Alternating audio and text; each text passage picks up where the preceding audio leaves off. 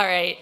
So our first keynote speaker, Telly Whitney, earned her bachelor's in computer science here at the U in 1978 and went on to a PhD from Caltech, an extensive career designing computer chips and their software, as well as leading several startups. In 1994, along with Anita Borg, she co-founded the Grace Hopper Celebration for Women in Computing, an event that inspires thousands of people in computing each year. In fact, it's what inspired me to pursue graduate studies in computer science. Her efforts to improve the environment for women in computing go further, including serving as the CEO for the Anita Borg Institute for 15 years and co-founding the National Center for Women in Information Technology, NCWIT, in 2004. Please welcome Dr. Telly Whitney.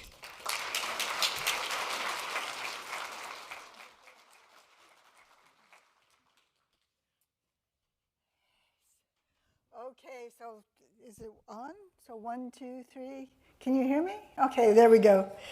It's an honor and a privilege to be here. This brings up so many memories of being at the University of Utah. So I'm going to talk a little bit about my story here at the U, and then I'm going to talk about some of the views of 5 women about the future of technology, extraordinary women. It's wonderful to be here. I mean, some of the people you've heard from are part of my history. Ivan Sutherland, who you'll hear through the talk. Chuck Seitz was at Caltech when I was there. Al Davis, I've known since I was an undergraduate, but we worked together in the Bay Area, and so many more. So this is part of my history. And what I am here, as you can tell, I am here to talk about having more women be part of this story going forward. So I really believe in technology. I believe in what's possible. I believe that it can have a positive impact on our lives. But in order to do that, we all need to show up. We need to think about what's possible, but that has a positive impact. And so I'm going to tell you what others are doing. I'll tell you about what I did. But let me start by when I arrived here. My family's from Salt Lake City. I came to the University of Utah. I didn't know anything about computing. And I showed up. I started in theater, took a few classes, didn't work out.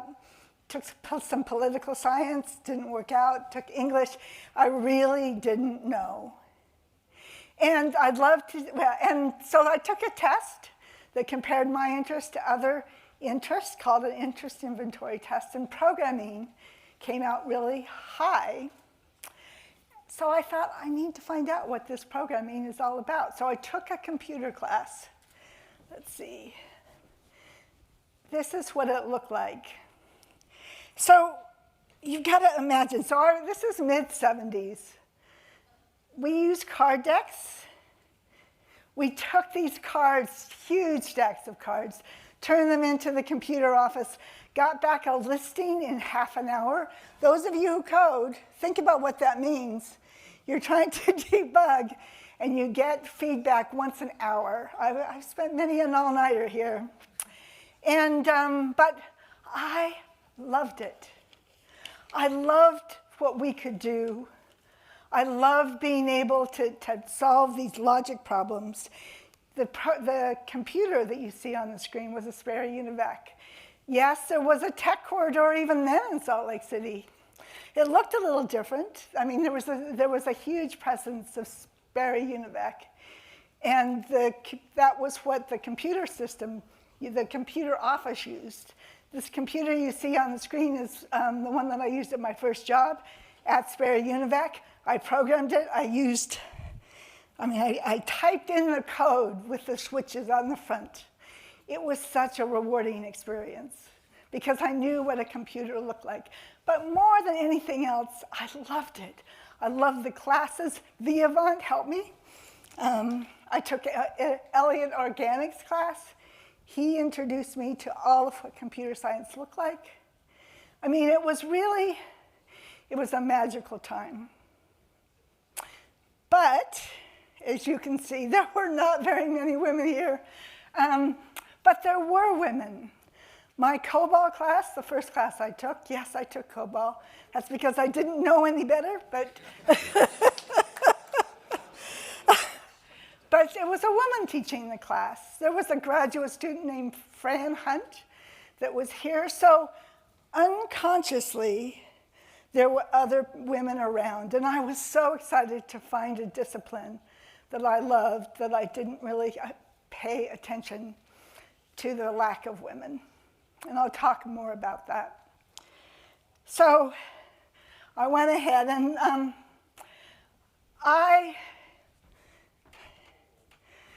my first experience with an advocate was here at Caltech. Rich Riesenfeld, who's here. I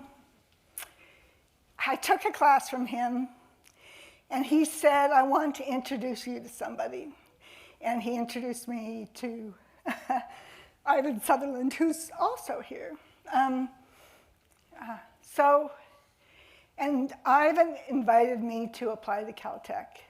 Let me talk about what an advocate is. I talk a lot to student groups, and I talk about the importance of a sponsor or advocate. And it's somebody who's in a room talking about a position that you don't even know exists. And Rich introduced me to the idea of going to graduate school. I had not really thought about it seriously, or I didn't really know much about it. And but I couldn't pass up the chance to work with Ivan. So I applied to Caltech. I went there, and it changed my life. On the screen, you see Rich and Elaine, and I think because there were so few women, the fact that there was this talented woman in Rich's life, his wife, really opened his mind to the idea that maybe women could participate. Because they're really, at this point in time, late 70s, there were not many women around. I mean, it was still very rare. So I went to Caltech. And I loved working with Ivan, as so many people have said. He left, though, a year after I got there. He told me, I did not sign up to be your PhD thesis advisor. And I said, okay. But I loved the year that we spent. But what I did get involved with is my thesis advisor was a man named Carver Mead. And Carver Mead and Lynn Conway really had just written a book called Mead and Conway. And if you go on the web, you can see discussions about the Mead and Conway revolution. This revolution that would change my life, but it would change all of your lives, because it allowed us to create these products that could solve problems in interesting ways. And so I loved being at Caltech. I'm actually still in touch with Carver and with Lynn, and at that time, we imagined a different future. And I was a graduate student, and I thought they did a great job of talking about the craziness of being a graduate student, but really focused on both getting a PhD thesis, but also working with all these talented people. So what did those early days of VLSI look like? We already had silicon, and Carver was an incredible silicon guy. He envisioned more and more transistors on the silicon. But Lynn was a system-level thinker. And for the first time, we had these scalable design rules, so that all these students like me, like all the others, could make these tiny little designs, and we could get them fabbed using these multi-chip wafers. And because you wouldn't have been able to afford that if you didn't have all these systems in place. Moses came to bear, and we sent them off, and people really radically thought about different ways of doing designs.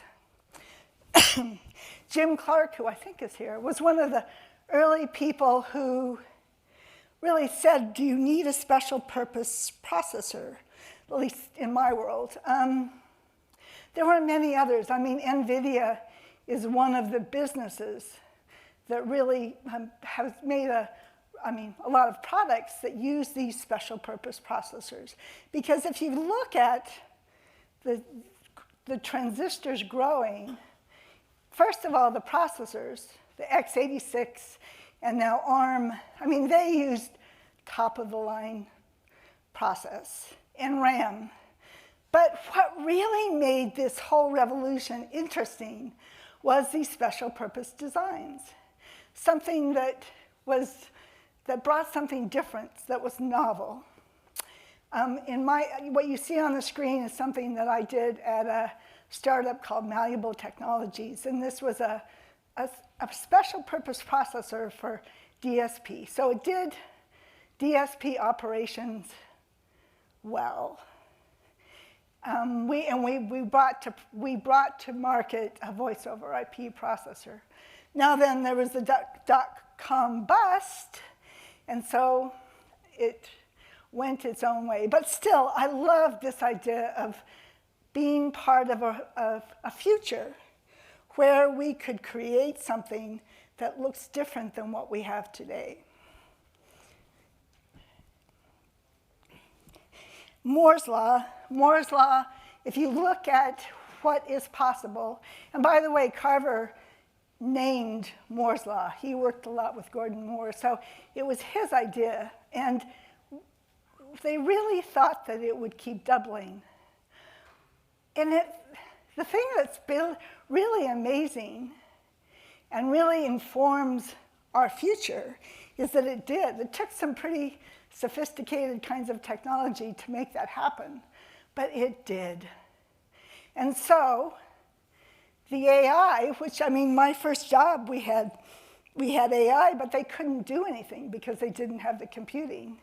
And now we do. And so as you look forward, that phone that's in all of your hands has more compute power, 10 times, 100 times, 1,000 times than that Sperry Univac computer I showed earlier. And the data centers, which probably this audience doesn't need to be told, but that's what allows us to go on Amazon. That's what allows us to go anywhere. And it has changed our lives. But where are the women? You know, as an undergraduate, because of Fran, because of the others, Elaine, I wasn't that aware that I was one of the very few women, but at Caltech I was.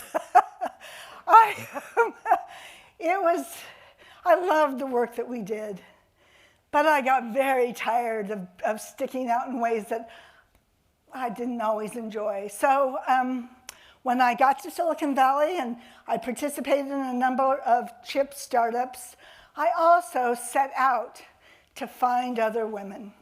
There was a group out of Stanford that got together pretty regularly, and it was during that time that I met Anita Borg.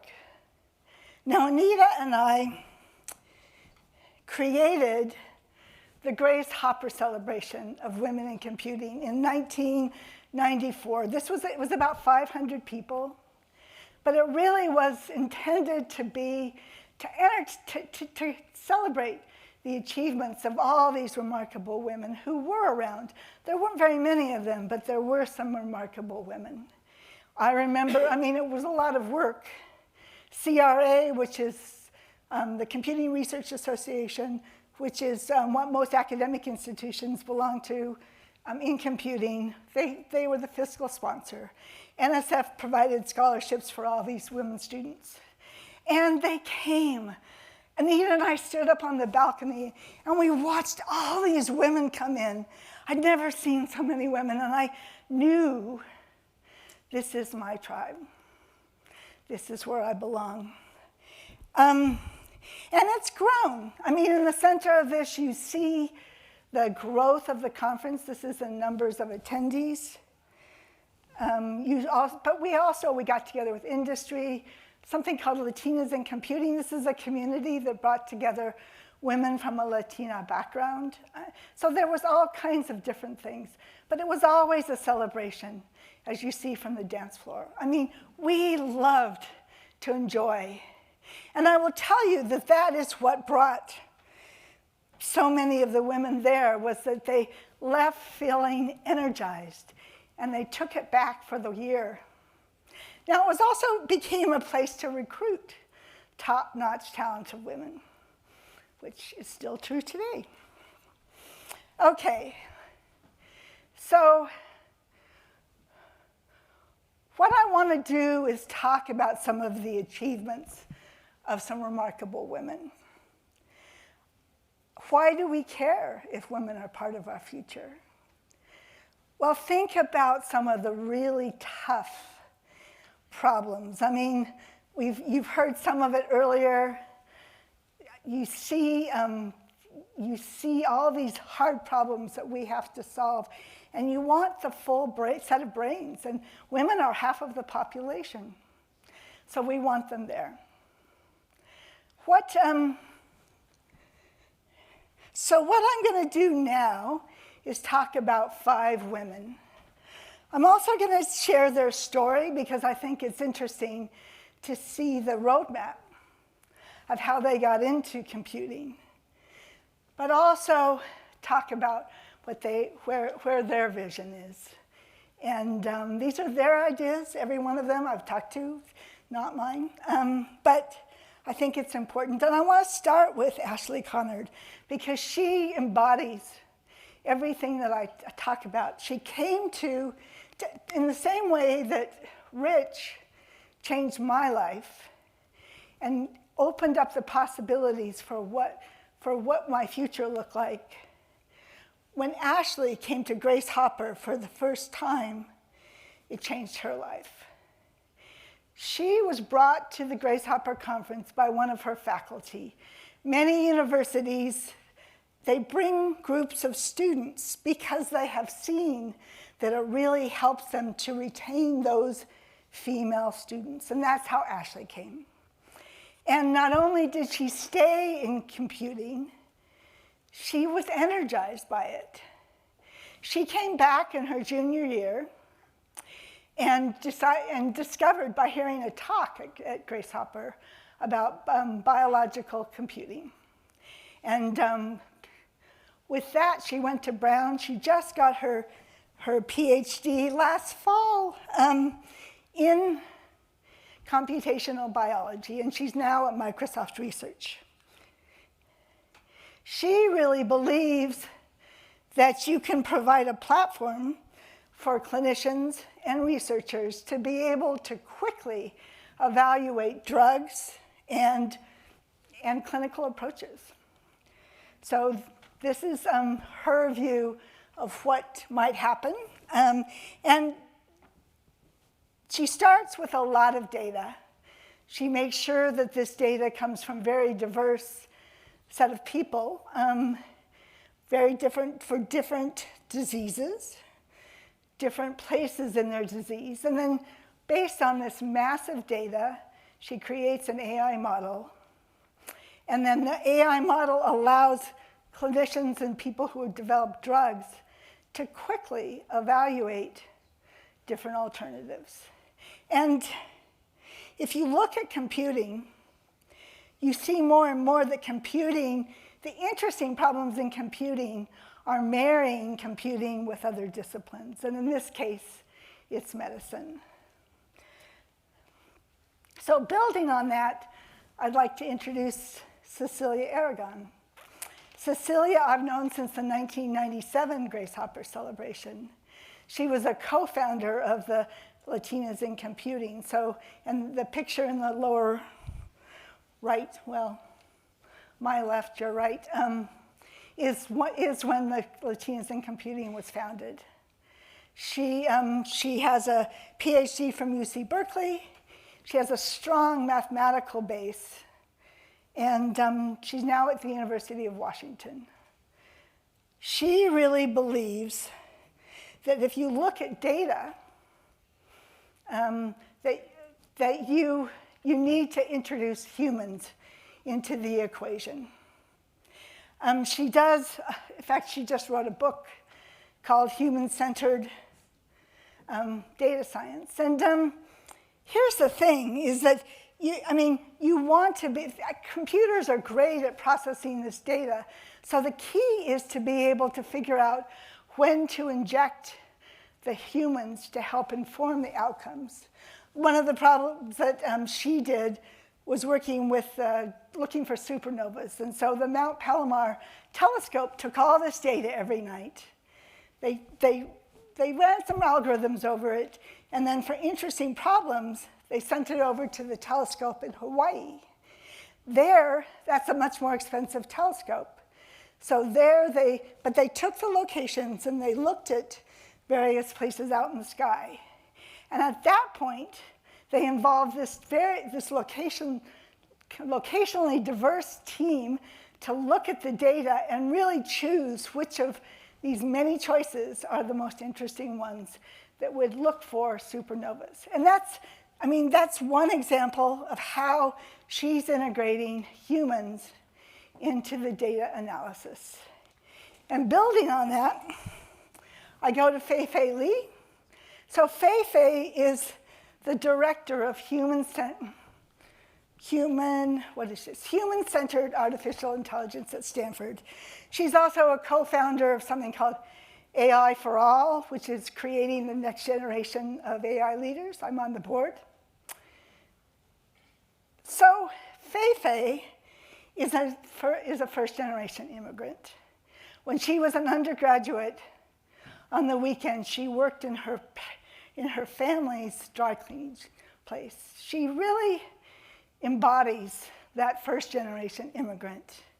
She has a bachelor's from Caltech, and she's now considered one of the premier experts in AI.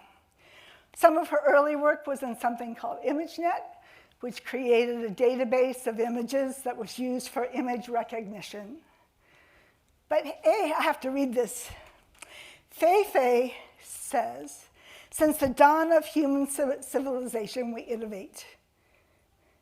These tools are part of human creation and part of the human fabric. Philosophically, there is no separate machine values. They reflect human values. AI is exciting. Humans make this for humans, but we must create guardrails.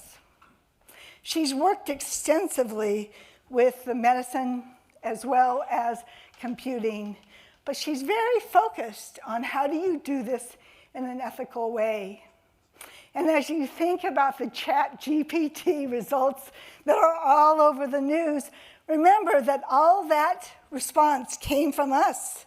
That's the part that is scary. This data came from people. And so the best and the brightest really need to figure out how, as you look at this data, we create guardrails and ensure that it makes sense and that it helps the future of our planet. And that's what Fei-Fei is all about. Aisha Evans is, I'm aware we're late, and I wanted to allow a few minutes for questions. So Aisha Evans is the CEO of Zoox. She grew up in Senegal. She had STEM education. Her father was a telecommunications engineer. But when she first graduated, she opened a restaurant with her husband. But then became interested in making a difference. She joined Intel, and I know her because she was on our board. She was a very successful Intel executive, very good at what she does. Now, at Zoox, they are creating a car from scratch. I know you hear a lot about self-driving cars. Theirs is a people mover. There's no driver's seat.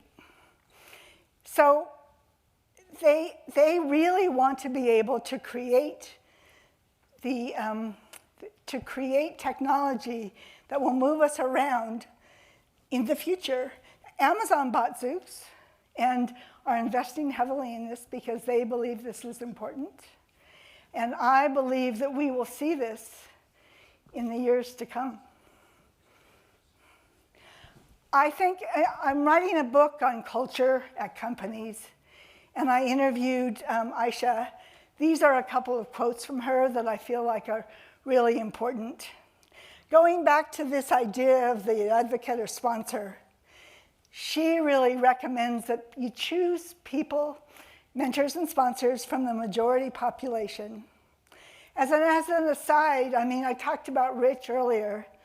My other key advocate was Carver, and both were men because the world I was operating in, the people in power were all men. She talks about the importance of women getting together, but that you want to find room at the table. Great quote. And then the other quote, what I love, is when she came to Intel, she came into the wireless division. And it was not Intel's main product. But because it was high value to Intel, she had access to senior executives, and it really helped her in her career. Now, it's important that the company values it, because many of her peers just went off after the same jobs, the ones that everybody wanted. And then my last woman to talk about the future of technology is Mary Lou Jepsen. She is a personal hero. She's an inventor and entrepreneur. She is best known as the first CTO of one laptop per child. She's very focused on optical and displays. She over 50 products, high impact products. So now she's at Open Water. Open Water is a new company. She's a co-founder and also CEO. And they believe that they can deliver both diagnostic and medical solutions without actually doing any cutting. You see this visor. This is the visor they're developing. And they hope to have this year a diagnostic approval for strokes. And what they're doing is they're using light and sound to penetrate your brain, and initially to evaluate the blood flow, but ultimately to use it to identify cancer and fix it, brain cancer. I mean, this is a future view. As I listen to what she wants to do with brain cancer, I mean, Anita died from brain cancer, so it's very personal. And I think it is so exciting what she's doing. Here are two quotes from Mary Lou. And one of the ones that I think is really important is her work. She goes to the boundaries of disciplines. She works in physics, electrical engineering, computer science, and the humanities. All too often we tend to go deep, but I will tell you that many, if not most, of the breakthroughs are at the boundaries between disciplines. And I think this is important. And then the second quote is one that I use in every talk that I give. And that's, imagine empowering people to do the best work of their lives because there are no impediments. This is the world that we can create. And this is the world that we can create together. So I'm going to wrap up by showing you some pictures. These are all from Grace Hopper. We had a wildly diverse set of people come there excited about technology. I mean, this is our next generation. This is who we want to create new inventions 50 years from now when we're getting together again. It includes my friend Fran Allen, who has passed away, but was the first woman to win the Turing Award. which is the Nobel Prize of the computing community. We have 2 Turing Award winners here, right? And one more tomorrow on video. Yeah, but there was no women in Telfran. There's now been 3, so that's good. But as you think about your future, I would encourage you to embrace it, to embrace your team, to push for a future, to imagine what is possible, and then go do it. Thank you. Oh.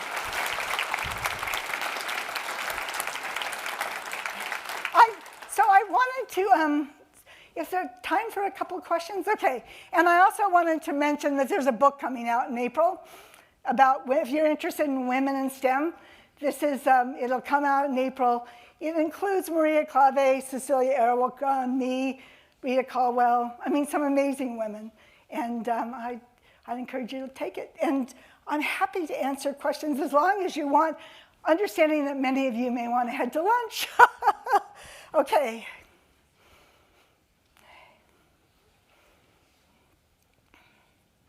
Hi. Hi. My name is Katie, and I actually work in fashion computing, which is very women-driven. Most of our rooms are half-half. But I note one thing in the women over the men, and I'm not sure if you notice this or have any comment on it, but it's a nurturing factor. So usually somebody comes up with an idea, and then the women will play a devil's advocate of, well, how will this be good for the community or bad for the community? And I generally seem to find it more coming out of women's mouths than men's mouths.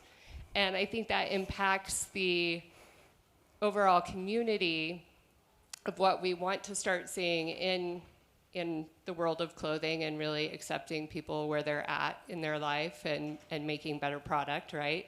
But also being less wasteful. So my bigger question is how do you think that women in communities of science, of other user products, can be impactful in that nurturing way? So great question. So first of all, if you look at the entire population, there's going to be a very diverse set of approaches for women just as much as for men. In general, I find that women are more interested in how they're going to change the world in a positive way.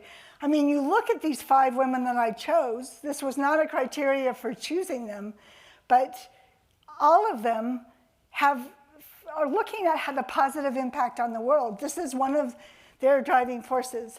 I do think that when you're looking at teams for technology, ensuring that you have more women at the table can help ensure that things like ethics and how it impacts the community is more possible. But once again, you'd hate to say that half the population, this is all what they do, but I do see that.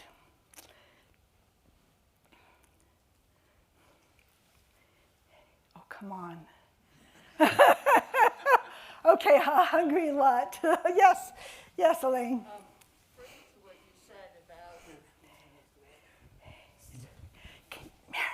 Further to what you said about the fact that there are women involved in multiple areas, I believe it was Anita Jones who once was involved in somewhere in the hierarchy of DARPA who made the comment that the most interesting research is on the border between areas, and that's the most difficult to deal with. And just about everything that was up there, what you've done, what others do, are on the borders, on the edges, pushing edges together. Yes, so Anita is also one of my personal heroes. She was very supportive. She spoke at our first 2 Grace Hoppers. Her husband just passed away, Bill Wolfe, for those of you who knew him. He sat on my board for quite a few years until his health no longer permitted it. And he was adamant about bringing more women into technology. And he overhauled the National Academy of Engineering because of that view. But yes, I believe that you're finding work that sits at the boundaries, and I think that what you do, that actually is true of computer graphics and mathematics. And so I do think that, I think it's important. Okay.